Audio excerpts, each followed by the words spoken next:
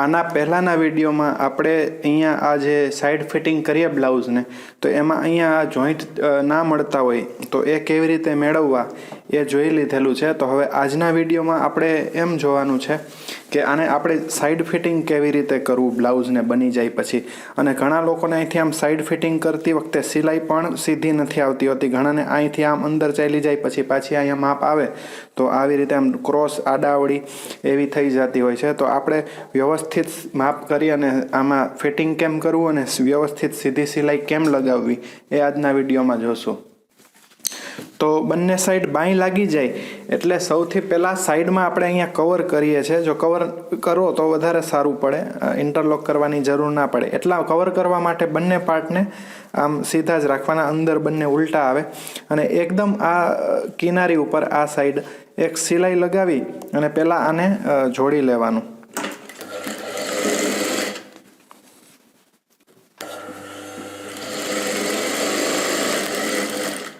આ એક સિલાઈ લાગી જાય એટલે જો અહીંયા કંઈ બહુ વધારાનું કાપડ કે દોરા કે હોય તો એ બધાને થોડા કાપી અને વ્યવસ્થિત કરી લેવાનું.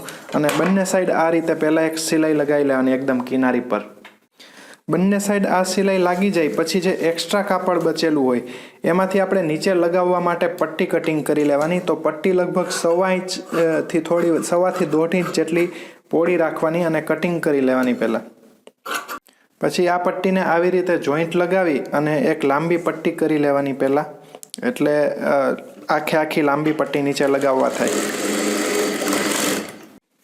આવી રીતે આખી લાંબી પટ્ટી બની જાય એટલે એક સાઈડથી પહેલાં થોડી વાળી દેવાની. અહીંયાથી જોવાનું 1.25 ઇંચ જેટલી રહેવી જોઈએ પટ્ટી, બાકી બીજું બધું કાપડ જો વધારાનું હોય એ બધું વાળી દેવાનું.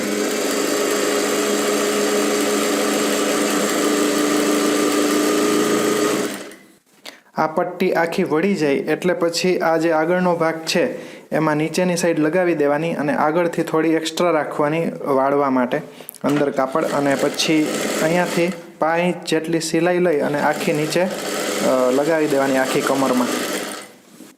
આવી રીતે આખી પટ્ટી લાગી જાય નીચેની સાઈડ એટલે પછી આ પટ્ટીને આ સાઈડ વાળી અને એક કિનારી ઉપર પણ સ્ટિચિંગ આખી લગાવી દેવાની છેલ્લે સુધી. અહીંયાથી કિનારીની સિલાઈ લાગી જાય પછી આને અહીંયાથી આમ વાળી અને એક અહીંયા વચ્ચે કાચી સિલાઈ લગાવી દેવાની જો હાથ સિલાઈ અહીંયા કરવી હોય તો. અને એટલે પછી હાથ સિલાઈ થાય એના પછી કાચી સિલાઈ નીકળી જાય. અને જો હાથ સિલાઈ ના કરવાની હોય તો અહીંયાથી આમ લઈ અને આ કિનારી ઉપર આની એકદમ પાકી સિલાઈ લગાવી અને એને મજબૂત કરી દેવાનું. અત્યારે આપણે કાચી સિલાઈ લગાવીએ છીએ આમાં.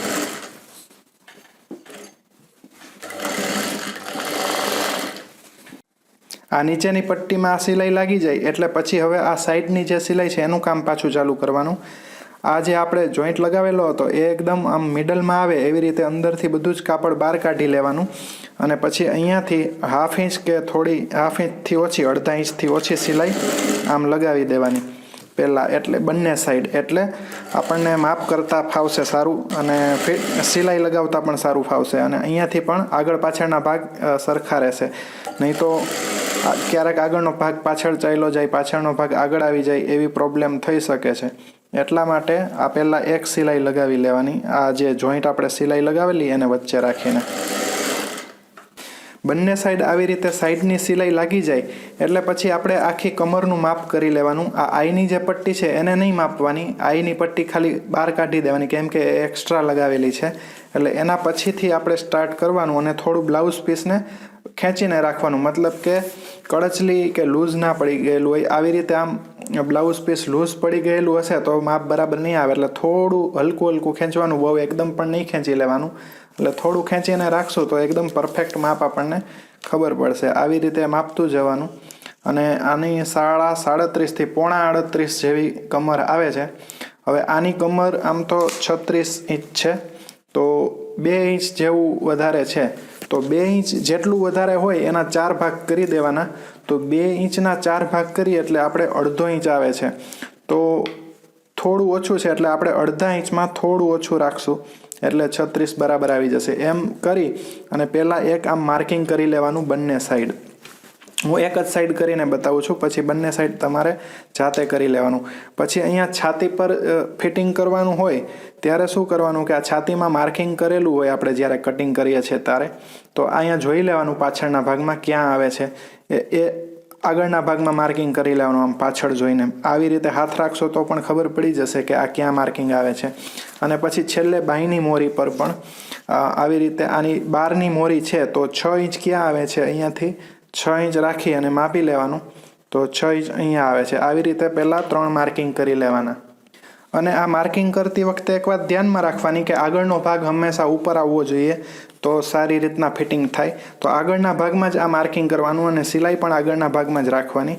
જો આ બંને માર્કિંગ થઈ જાય એના પછી આવી રીતે સ્કેલ રાખી દેવાની અને સ્કેલથી નીચેથી ઉપર સુધી એક સીધું માર્કિંગ કરી લેવાનું.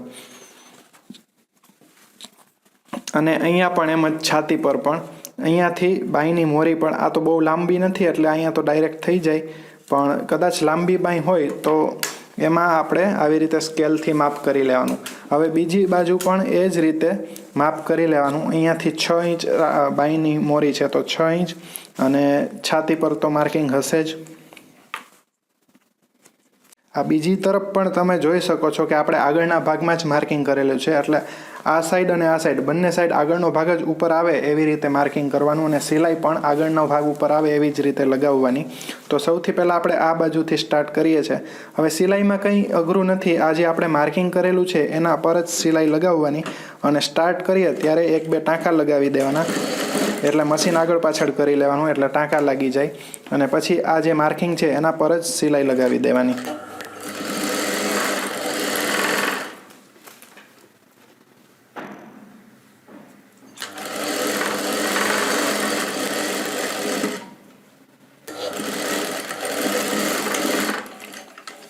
આ એક સિલાઈ લાગી જાય એટલે આપણે આને આમ પલટી કરી દેવાનું બ્લાઉઝને અને એક અડધા ઇંચથી થોડી દૂર એક બીજી સિલાઈ લગાવી દેવાની, જેથી કરીને ક્યારેક લૂઝ કરવું હોય કાપડ બ્લાઉઝને તો આ આરામથી થઈ શકે.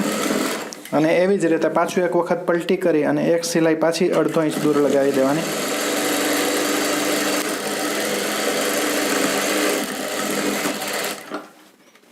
તો આ એકદમ ફિનિશિંગથી સિલાઈ લાગી જશે. આ પાછળની સાઈડ છે અને આ આગળની સાઈડ છે, તો આ એકદમ સહેલી રીતથી ફિટિંગ કરવાની.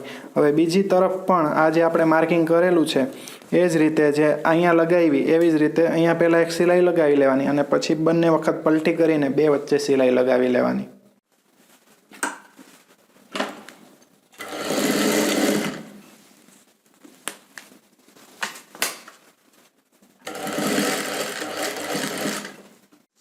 આ બંને સાઈડ આવી રીતે સિલાઈ લાગી જાય એટલે ફરીથી એક વખત આપણે અહીંયાથી આઈની પટ્ટીને છોડી અને કમર માપી લેવાની. જો ઓછા વધુ હોય તો આપણે પછી લૂઝ ટાઈટ કરવું પડશે. અને તો અહીંયાથી આમ પાછું જોતું જવાનું કે બરાબર થયેલું છે કે નહીં, કારણ કે જો આ 35 જેવી જ કમર થઈ 36ને બદલે તો થોડું ટાઈટ થઈ ગયેલું છે, કેમ કે આપણે ઓછું જ આવતું હતું અને સિલાઈ વધારે લગાવેલી છે.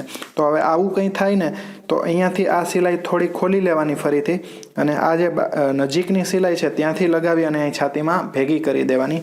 અથવા જો અત્યારે 35.5 થયું એના બદલે 36.5 થતું હોય, ટાઈટ લૂઝ થોડું થતું હોય તો અહીંયાથી થોડી વધારે સિલાઈ લગાવી દેવાની, થોડી વધારે, અને અહીંયા ઉપર જતાં જતાં અહીંયા ભેગી કરી દેવાની છાતી બાજુ. તો બંને સાઈડ પણ થોડી થોડી લગાવવાની. હવે આમાં થોડી થોડી ખોલવી પડશે તો બંને સાઈડ ખોલી લેવાની અને ફરીથી એક વખત આવી રીતે કમર માપી લેવાની કે કમર બરાબર છે કે નહીં. તો જ્યાં સુધી 36 કમર એકદમ પરફેક્ટ ના થઈ જાય ત્યાં સુધી અહીંયા લૂઝ ટાઈટ જે કરવું પડે એ કરી લેવાનું. તો આ એકદમ સહેલી રીત બતાવેલી છે મેં બ્લાઉઝમાં સાઈડ ફિટિંગ કેવી રીતે કરવું અને સારી રીતે ફિનિશિંગ કેમ લાવવું. તો આ વિડીયો તમને કેવો લાગ્યો એ અમને કમેન્ટ કરીને જરૂરથી કહેજો. સારો લાગ્યો હોય તો લાઈક અને શેર જરૂર કરજો અને હજુ સુધી અમારી ચેનલને સબસ્ક્રાઈબ ના કરેલી હોય તો સબસ્ક્રાઈબ કરી લેજો. આ વિડીયોને જોવા માટે તમારો ખૂબ ખૂબ આભાર.